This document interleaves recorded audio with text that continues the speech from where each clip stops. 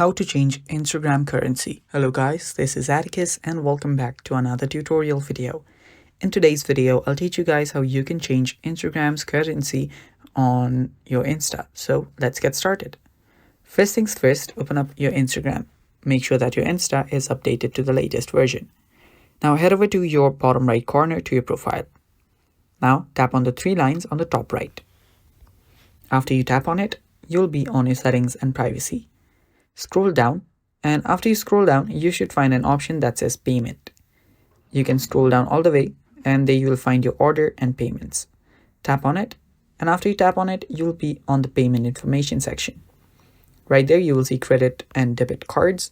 If you want to add other, you can tap on other payment methods as well.